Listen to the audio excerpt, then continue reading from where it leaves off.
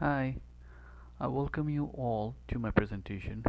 My presentation is on vocabulary lesson and the grade level is 6.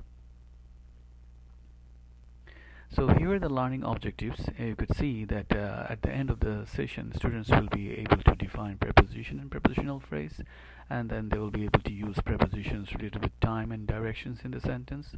After that, they will be able to identify prepositions and prepositional phrase in the passage, and finally, they will be able to write a short extract using appropriate prepositions and prepositional phrase. So, these objectives are focused on English language proficiency standards as well as text. So you could see that if we follow the English language proficiency standards, so it will start with the using prior knowledge of the students and their experiences to understand meanings in English, and after that they can monitor oral and real language production and employ self-corrective techniques and other resources. And then other objective is they can internalize new basic and academic language by using and reusing it in meaningful ways in speaking and writing activities that build concept and language attainment. And their objectives are focused on text. You could see they can generate questions, they can make connections, they can make inferences, and they can respond using their newly acquired vocabulary as appropriate, and that's where they can also edit their drafts using standard English conventions, including prepositions and prepositional phrase. This lesson plan is formulated focusing on the construction integration CI model. So in this model, the very first level, words and phrase in text are used to create surface presentations of propositional texts, and then in the second level, microstructure and macrostructure work together. And the first two tier comprise the CI model creation phase. And finally, the third step, it actually involves integrating the text space with the reader's prior knowledge to create a cohesive mental image. And this is called situational model. And this situational model contains information from long-term memory, requiring more complex processing than the text base. The class will be started with the showing of this picture, and look, after showing this picture, the teacher will I will ask the students that what differences actually they can find after looking at the picture. So there are some boxes and balls. So after looking at the boxes and different positions of the ball, I will ask them, is there any change among the positions of the balls and the boxes, and what could be the today's topic considering the visual image. From the earlier slide, the students will say that the topic is about preposition and prepositional phrase.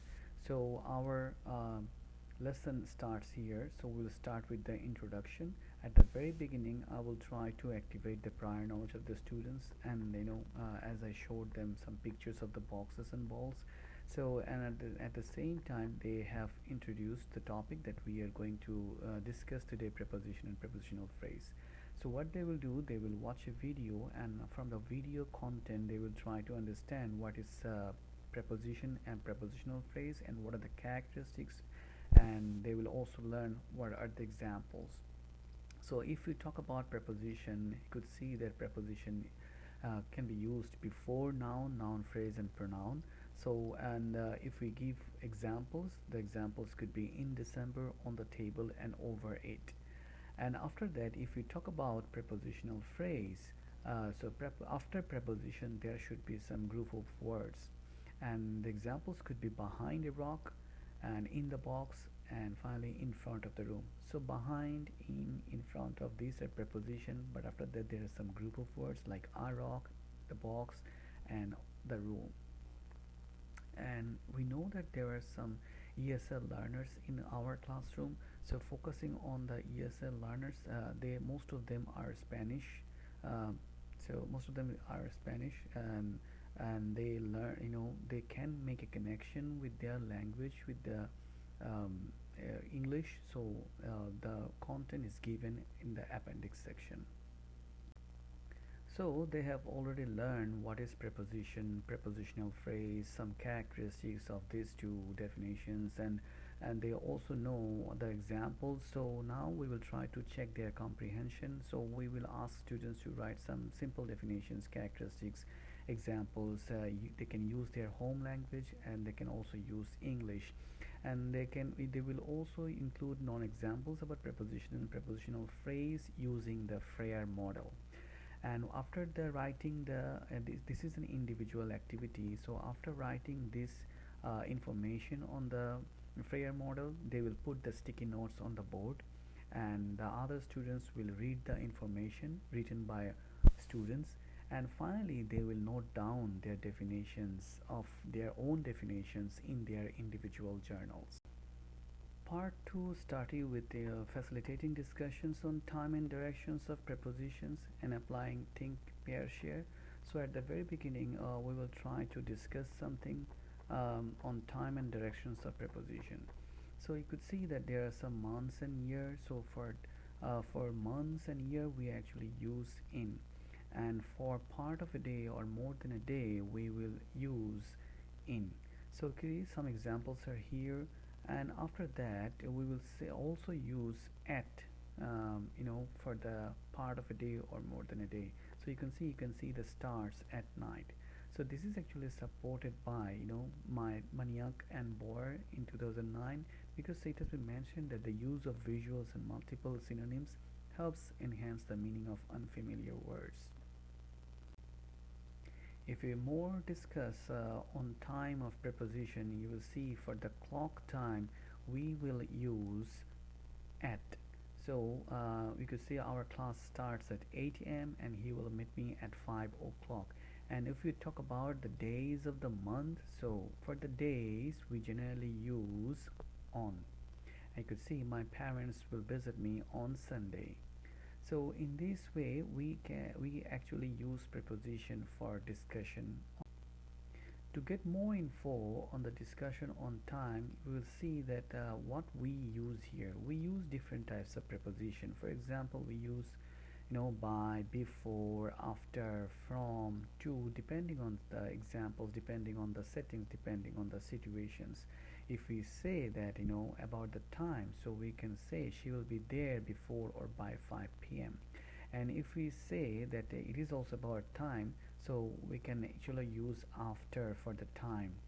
And if we say there is a starting point and there is an ending point, so we will say we'll stay there from 3 p.m. to. For more discussion on time, you could see we use preposition for specific timing. For example, I have been reading a novel for 2 hours and it has been raining for 5 days. So see, 2 hours, 5 days, these are specific. And we use since for non-specific information. For example, Nora has been listening songs since morning. So morning, the time is indefinite, the time is not certain, so that's why we will use since. And for the next one is we didn't meet him since Monday. So see, Monday, but the time is not specific, so that's why we will use for specific time, and we will use since for non-specific time. Now we will actually facilitate discussion on directions of preposition. So in the picture you will see there is a grandmother. So grandmother is standing between two girls. So we will use preposition, whenever there are two persons.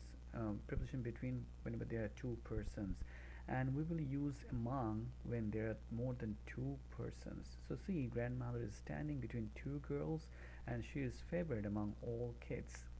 And we will use preposition like against.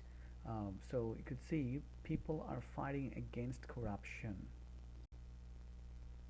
For more discussion on directions of prepositions, you could see there are three pictures, and the positions of the mouse have been changed.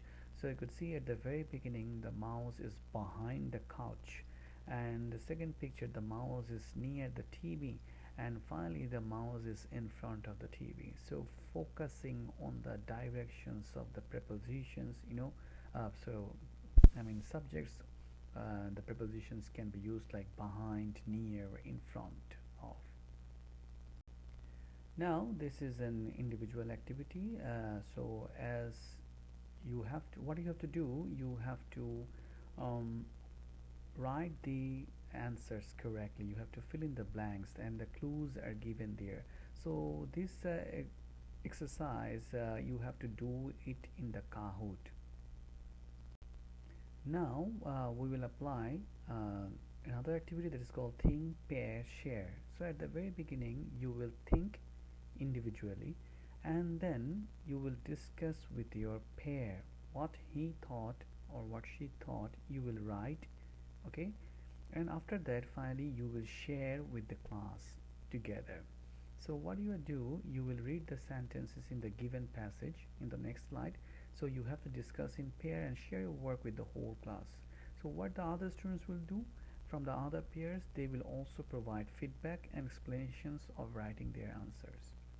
So this activity is supported by Rovi, and because she believed that students get time to think critically, creating a learning environment that encourages high quality responses. So this is the passage. So and there are no clues. You can see that. So after, so you discuss with your pair and then you come up with the right answer. Now we are coming at the end of our lesson, that is the conclusion. So we will try to do some assessment here. So that activity is, you have to analyze and evaluate the information through small group work. So this group work will be done by a group which is consisted of 4 members. So you have to underline each prepositional phrase from the given sentence. So one example is already given there, so you can follow this example and then you can do the rest in your group. So when you have shared your answers from the group work with the other groups, so you discuss that why you have written these answers, and the other groups gave comments. So in this way you developed your understanding.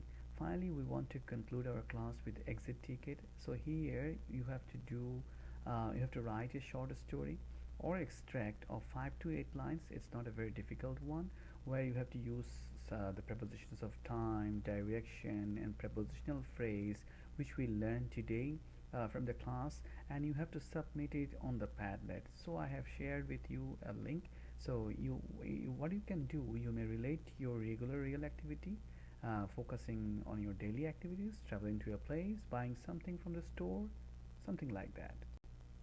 To prepare our lesson, I actually uh, consulted with these articles. So and these sources have been used, and then there are other sources as well.